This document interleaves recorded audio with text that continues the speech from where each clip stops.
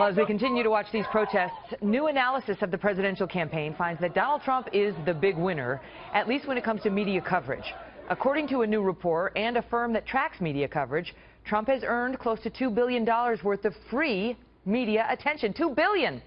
That's about twice the amount of the most expensive presidential campaigns in history. And when you look at his numbers compared to the other candidates, well, quite frankly, there is no comparison. Joining us now, Howie Kurtz, host of Media Buzz right here on Fox News, and Jorge Ramos, a news anchor at Univision and author of the new book, Take a Stand, Lessons from Rebels. We begin with Jorge. Great to see you again, sir. Thank you for being here. And so this media coverage is an interesting piece of the Trump story because every election night we sit there and someone invariably says, and he did it without spending almost anything on ads against his opponents. But the truth is, he doesn't have to. Well, I have to say that he has defined the presidential race, that he is news. What he says make news. He has been winning polls and elections. So I don't object the attention. What I object is how reporters are covering Donald Trump. I think he has to be challenged much more. Some of the interviews are honestly really embarrassing. I mean, they give him a free pass. He has to be challenged on what he said about Mexican immigrants, what he said about Muslims, what he said about women. What he said about women is offensive and sexist. What he said about Mexican immigrants is simply wrong and false. And is he going to ban 1.5 billion people from the United States simply because of their religion? So I do understand why he's getting all the attention, but the way we are covering Donald Trump is not the right one. He was dangerous, and he was promoting hatred 9 months ago. He's doing exactly the same thing right now. But so 2 points on that. Number one, he has been challenged on all of those things that you mentioned. So that has happened. But the other thing is, when raising a challenge along the lines that you just suggested, is it really the reporter's job to say, this is hateful, this is sexist, this is racist? Or is it the reporter's job to say, these are the facts, this is what you've said, and as we say here at Fox, we report, you decide, viewers? Absolutely. I think we have to confront him with all the things that he has said. But as reporters, I think our most important social responsibility is to confront those who are in power or those who are seeking power. So when it comes to discrimination, racism, corruption, public lies, dictatorships, or human rights, I think we have to take a stand. And I haven't seen that much when it comes to interviews or even in press conferences. I think Donald Trump has been disrespectful with many reporters. He has banned some reporters from covering the press conferences.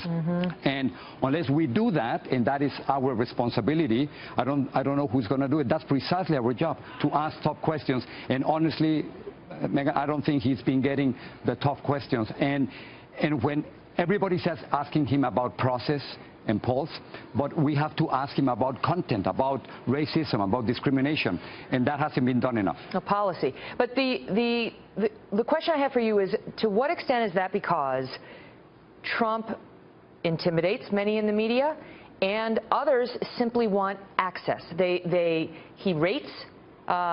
You know, he's not the be-all, end-all. I'll tell you, the Fox News debate that didn't have Donald Trump got 12.5 million viewers. The ABC News debate that preceded that got 13 million viewers. The CNN debate that followed it, all with Trump, had 13 million. So it's a very small margin there. But many shows will get a pop if they put him on. I would submit to you, I'm the second highest rated show in all of cable news, and I haven't had Trump on in 7 months. It can be done without him, too. But many reporters feel he'll pop a number, and they don't want to tick him off, Jorge. That's true. Part of it has to do with the idea that neutrality is what we have to do, just to be completely balanced all the time. But when we are being faced with sexist remarks, racist remarks, I think it has to be a completely different ballgame. And part of it, of course, has to do with access. Now, with Donald Trump, it's the first time in my 30 years as a reporter that I've been ejected from a press conference. The only other time in which a bodyguard prevented me from asking a question was with Fidel Castro. His bodyguard pushed me aside when I was asking him about lack of democracy in Cuba. So Donald Trump right now is doing exactly the same thing as dictators or strongmen in Latin America. Exactly. Look, I can't trust Donald Trump with my cell phone number. He published it. And now he's asking us to trust him with the country. And our job as reporters is simply to ask the questions. He hasn't been answering the questions, with what and we've we've got to seen, keep on pushing him on that. So Univision has been banned from some of his events. Fusion's been banned. National Review has been banned. Many of them. I haven't been able to talk to the Des Moines Register, Politico's reporter just got banned because they did a negative article about his campaign manager. We saw the Des Moines Register's hard news reporter banned from Trump events because he didn't like what their editorial page was saying. And then we saw this example, Jorge. I ask you about this because this is something that's been bothering a lot of people in the press for a while. At every Trump event, we have a pool photographer. All the networks chip in, and they have one cameraman who goes out there and stands in the middle of the crowd and shoots the candidate. And they do that at the cruise events too. This guy gets paid to just shoot the candidate. If anything newsworthy happens to the candidate, you have to have the shot of it. That's how news works. And he gets told, just keep the camera on the candidate. This guy probably makes $60 grand a year. This is not somebody who makes $10 billion as Trump claims he does. And this is what he does to them repeatedly. Watch. Look at the guy in the middle. Look at the guy in the middle. Why aren't you turning that camera? Why aren't you turning the camera? Terrible. It's so terrible. Look at him. He doesn't turn the camera. He doesn't turn the camera. It's a disgusting, I'll tell you, it's disgusting. He tries to shame these guys. These are regular guys. He tries to shame them. And the question is, what does this portend for a President Trump when it comes to the media, in your view? I think he's showing a lot of disrespect to reporters. And I think it is very dangerous. It was dangerous 9 months ago, and it is dangerous right now. But it is very dangerous when a presidential candidate attacks a group or attacks reporters. I still remember when he told me, go back to Univision. Those are code words.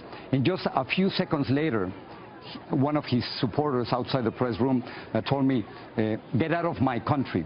That's precisely the kind of hatred that he's been promoting, and it is contagious. That's exactly the same kind of treatment that he's been giving to many reporters. So it is not only how we are treating Donald Trump that I think is wrong and has to change. We have to be much more confrontational with him, but it's also the way he's been treating reporters.